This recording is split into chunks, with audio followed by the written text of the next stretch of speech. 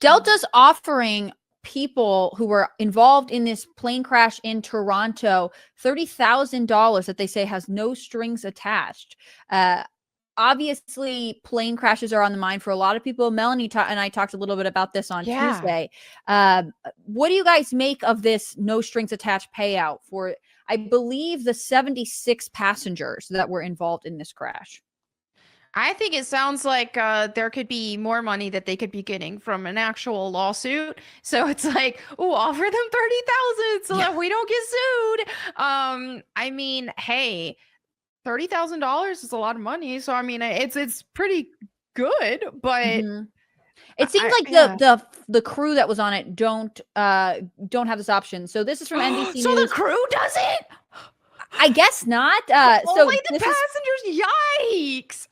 So Delta Airlines is offering passengers who are on the Toronto-bound flight that crashed, landed, and flipped upside down $30,000 apiece. It was not immediately clear how passengers can claim their money, but if all 76 passengers take Delta up on its offer, it will have to fork over nearly $22.3 million in total. Delta Care Team representatives are telling customers that the offer, quote, has no strings attached and does not affect rights, a Delta spokesperson said. Delta Flight 4819, which was arriving at Toronto Pearson International Airport from Minneapolis, burst into flames upon landing and flipped upside down on the runway around 2:15 on Monday. The CRJ 900 was carrying 76 passengers and 4 crew members who were left dangling from their seatbelts when the smoking plane came to a stop. I believe this flight had no fatalities. There were a couple people in critical injuries, but I haven't heard of any fatalities, which in and of itself feels like a miracle to me. I know, after watching that, or it's just like completely on fire. Yeah, I think, hey, 30,000 is a lot of money, but would you take it, Melonie? Well, what's the other option? Not taking it? Well, because they're saying it doesn't affect their rights, like it appears, and we don't know the fine print. It's not clear how they're getting the money, but they're presenting it as if we're going to pay you this money, but you still could join a class action lawsuit against the airline. I would take it. Doesn't affect their rights. Why not? Well, they say that, but once you read the fine print, it's going to be like, oh yeah, you can't really say anything. If I have to sign, don't make me sign anything. Just send me my check. Let's go. Yeah. Melonie's like, I wish I was on that plane now. There were no deaths, but 21 people were injured and taken to local hospitals. This is something that's also interesting. This report is pointing out that the cause of the crash remains unclear. The Transportation and Safety Board of Canada is investigating with the assistance from the U.S. National Transportation Safety Board, officials have said. So we still don't even have a cause for this flight. Wow. Melonie, I know we talked about this a little bit before. Flight anxiety, flight concerns about flight seems to be heightened largely because we're constantly reporting on flights. For sure. Are you expecting that this kind of reaction from the airline will make people become more confident? I don't know about that. I already reporting in with the TikTok news because I've actually used TikTok correspondent. As our TikTok correspondent, I definitely am seeing the young people saying that they're scared to fly right now because of all this going on. They're like, I am not taking no flight. Or one thing that was kind of funny that somebody said was, is they were like, if I'm going to take a flight, I'm going to take one of those really cheap, like Spirit Airlines or something. Cause they're like, you're not going to see with all these flights like crashing and stuff. There's always a conspiracy. It's because, who was on that plane? Was it a doctor that had a cure for cancer? Was it this or that? And they're like, on Spirit Airlines, there ain't nobody important on Spirit Airlines. I was to fly there and be safe. That's the funniest thing. That's such a hack. You have to take the budget airline because no one fancy is going to be on it. Oh my gosh. Funny. Yeah. You honestly can't really argue with that logic. Like, I get what you're saying. That's smart. That's very smart. So you sacrifice comfort, but you maybe have some more safety.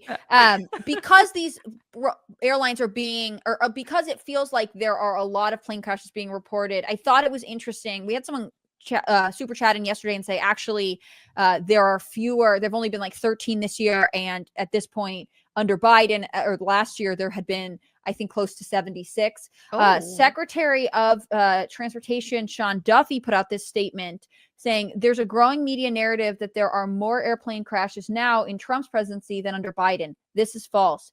Here are the facts. In Biden's first month, there were 57 aviation incidents in the U.S. compared to 35 under Trump.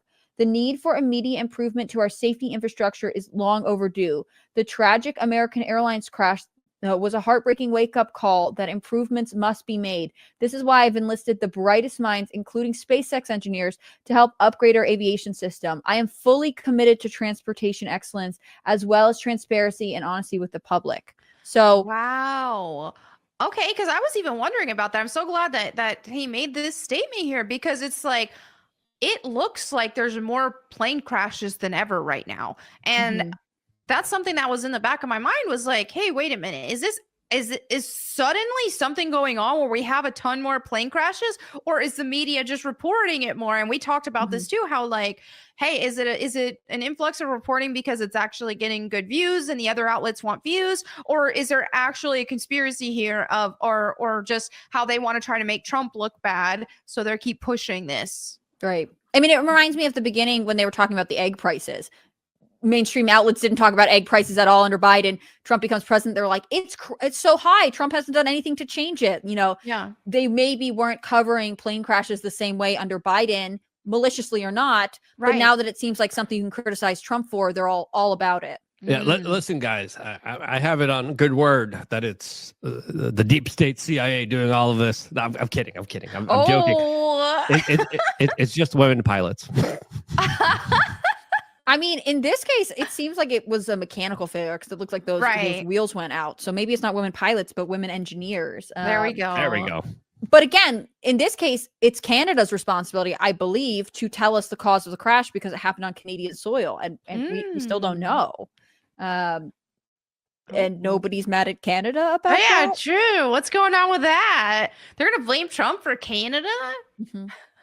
So what are you guys expecting from Sean Duffy as transportation secretary? Like, is this obsession with flights that go down, obviously, which can be very tragic, kind of a distraction? Are there bigger infrastructure problems that we should face as Americans? I think we first have to start with making the roads not gay. I think that would be the first step. No more rainbow crosswalks under Luke. And then just getting rid of all these DEI efforts and all these other kind of unfair hiring practices, and actually bring in competent people that are the best for the job, and actually running it from a perspective of merit rather than skin color and whatever's between your legs. I think that's the definite big difference that will be playing out here that I'm looking forward to personally myself. But otherwise, there's not much that else that could be done other than just undoing all the horrible stuff that was done before. Right. Yeah, I like that, and I agree with that for sure. The DEI stuff, especially, which they've heavily pushed in this whole industry with the airlines and stuff. Definitely clean that up. And then, hey, I think it's cool they're getting some SpaceX engineers who can actually work on something that is affecting us right now, as opposed to just focusing on trying to do the whole space thing. It's like, I think right now, can we pay more attention to what's actually helping, what will actually help us right now? Sometimes I feel like the space stuff, while cool, is not the biggest. I know, my biggest interest. Do you remember those bridges that collapsed in I believe outside of Pittsburgh, maybe almost a year ago at this point? It was during the Biden administration.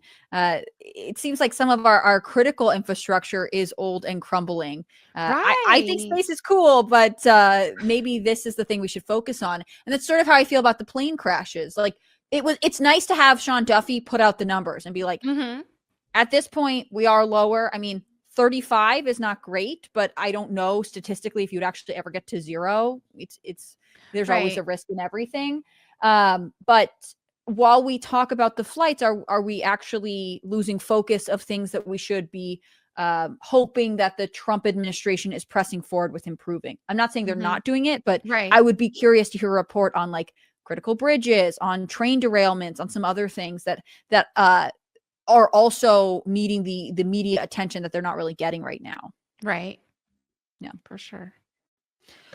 Well, don't know. let me know if your wish list changes here. That's the update on the Delta flight, and I think chat should let us know if they would take the money or if they would leave it for now. I'm gonna actually take some more comments, but before I do, let me direct you to this really cool website. Wow, thequartering.com/join. It's where you become a member, and when you become a member, all of us get to keep appearing on this show. Yeah. This show exists because of y'all's support. So, I know I've said it a bunch of times. I'm really grateful to be here. I think everyone on the panel enjoys being part of it and is grateful for the quartering community. So refer your friends. And if you watch regularly, if you tune in from time to time, it's probably now is the best time to consider becoming a member. If only just to be able to tell Jeremy that you became a member because I was telling you to and not because of him.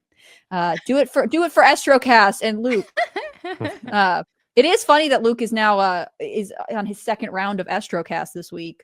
I don't know how I feel about this. You might need to go on some sort of detox to get the estrogen out of your system. Yeah, I'm going to do the cold plunge sauna, make sure there's no spike estrogen ovaries making their way through the interwebs here. I'm going to make sure to double up on my chaga and charcoal and, more importantly, go out there and, lift some more weights and, try to absolutely battle this larger feminazi takeover of our civilized Western society that is going to reach its downfall through estrogen. Melonie and I aren't feminazis. Let's be realistic here. Zelziak on Rumble. I'm not talking about you. I'm talking about the larger feminization of civilization. Okay. As long as we get our acknowledgement and our exemption here.